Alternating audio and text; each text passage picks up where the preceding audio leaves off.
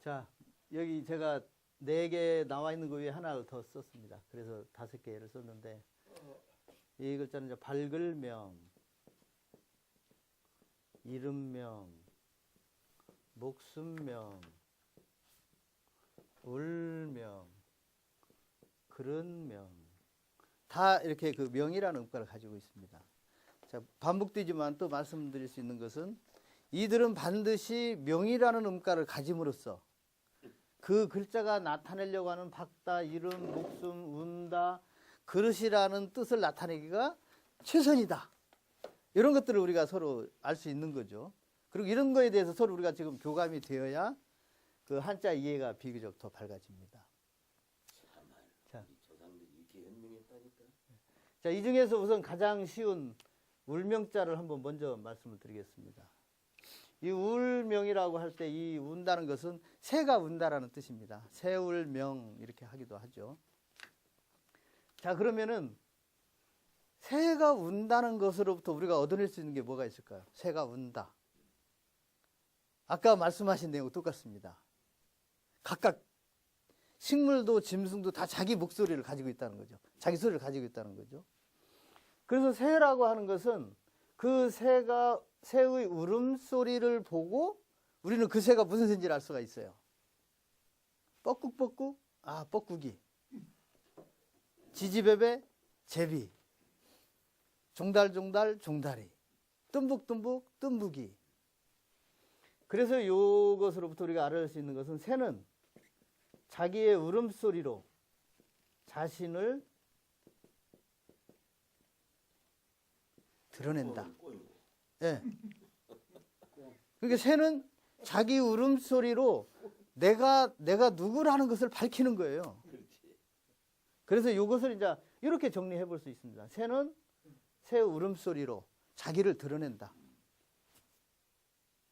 자, 그러면 우리가 명이라는 것이 잘 뭔가 모른다 하더라도 요 글자만 가지고도 새조자, 입구자, 그 다음에 운다라는 뜻, 이런 것들을 종합하면 우리가 이런 것들을 얻어낼 수 있다는 거죠. 새는 울음소리를 가지고 자기 자신을 드러낸다. 아, 그러면은 명이라고 하는 것은 이게 단음절이기 때문에 사실 우리가 명 그러면 뭔 말인지 모르는 거죠, 아직. 근데 이제 우리가 한글을 제대로 하면은 미음, 여, 니은, 이응 이렇게 하면은 이런 개념이 딱딱 떠올라야 돼요. 근데 우리 한글 교육이 지금 그게 안 되는 거죠. 왜냐하면 이런 게 무슨 뜻인지를 모르니까요. 그래서 우리는 이전 시간에 지금 이 뜻을 다 했습니다. 그래서 세상에 있는 모든 문자는 뜻글자면서 동시에 상형 문자예요. 근데 이제 그런 부분들을 사람들이 모르고 자기가 배운 대로만 기억을 하는 거죠. 자, 어쨌든 이 명이라는 것은 현재 단음절이기 때문에 우리가 잘 모르지만 새가 운다는 것으로부터 이 모양으로부터 아, 뭔가 자신을 드러낸다라는 뜻이 있겠다. 이런 걸 가지고 이제 앞에서부터 보겠습니다. 자, 밝음이라는 게 뭐겠습니까? 밝음.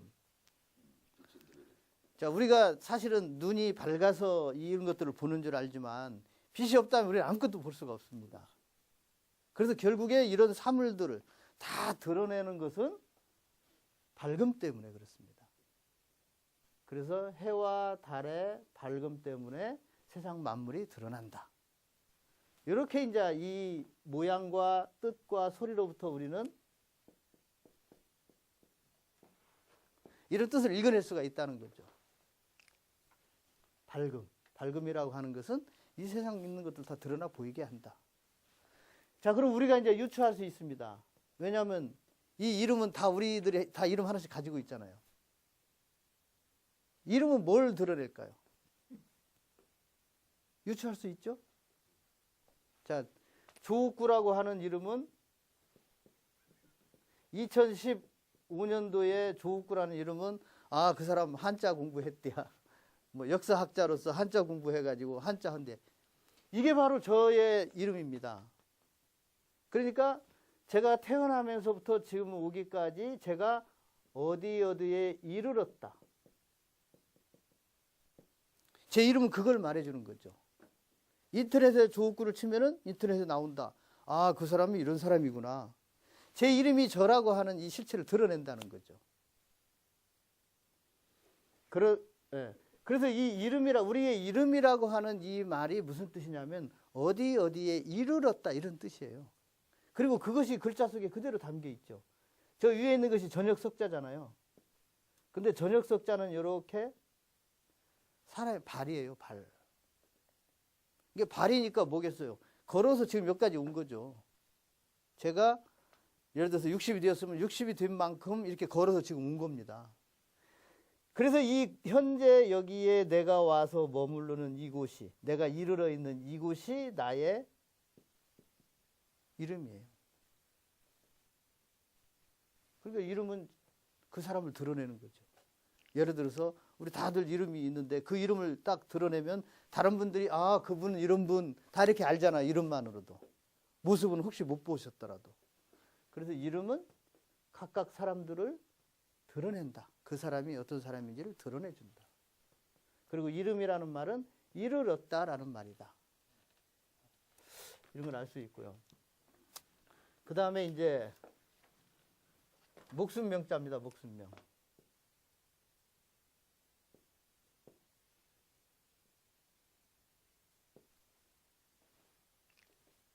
옛 글자는 이렇게 생겼습니다. 이것을 이제 동양에서는 천지인이라고 합니다. 그리고 천지인의 결합은 곧 하늘 이렇게 보고 있습니다. 그래서 여기 이제 사람이고요. 이게 목숨이라고 하는 것은 하늘이 준다 이런 뜻입니다.